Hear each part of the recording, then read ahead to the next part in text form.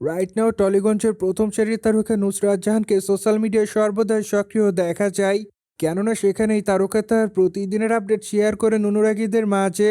যদিও মাঝে মাঝে হট অবতারে ক্যামেরার সামনে ধরা দিয়ে বিতর্কের শিকার হয়, মোরবা সে সকল বিতর্ক কিংবা সমালোচনাকে এই তারকা সেভাবে গ্রহণ করে না।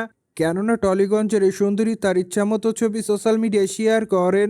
সেই ধারাবাহিকতায় সম্প্রতি এই তারকা তার সোশ্যাল মিডিয়া হ্যান্ডেল অনেকগুলো ছবি শেয়ার করেন। যদিও তার প্রকাশ করা ছবিতে দেখা যায় নীল কালারের টি শার্টের সঙ্গে এই তারকা স্কার্ট পরে আছেন।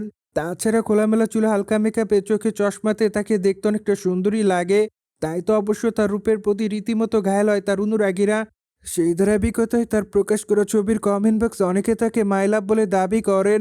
যদিও আবার অনেকে তাকে গ্ল্যামার কুইন লিখেছে, সেই সাথে অনেকে আবার অসাধারণ লিখেছে।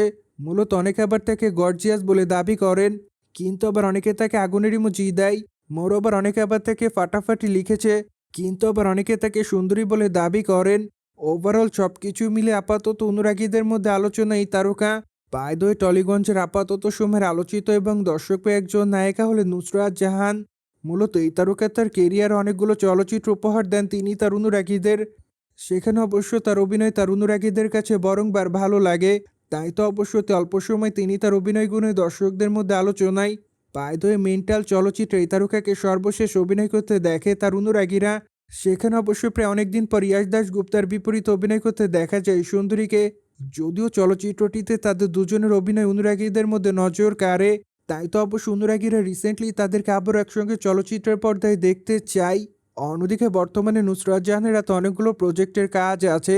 কেননা আগামী দিনে এই তারকাকে শিকার শিরোনামে নতুন একটি চলচ্চিত্রে দেখা যাবে। মূলত প্রায় অনেকদিন আগে চলচ্চিত্রের শুটিংয়ের কাজ শেষ করতে দেখা যায় এই সুন্দরীকে। তাই তো আপাতত চলচ্চিত্রটি আছে মুক্তির অপেক্ষায়। সুতরাং যাই হোক, জেনে তো নিলেন নীল কালারের টি শার্ট ইতিমধ্যে দর্শকদের মধ্যে গ্ল্যামার রূপে ধরে দেন নুসরাত জাহান। মোরওভার এই বিষয়টি নিয়ে কোনো মতামত থাকলে কমেন্ট বক্সে জানাতে ভুলবেন না।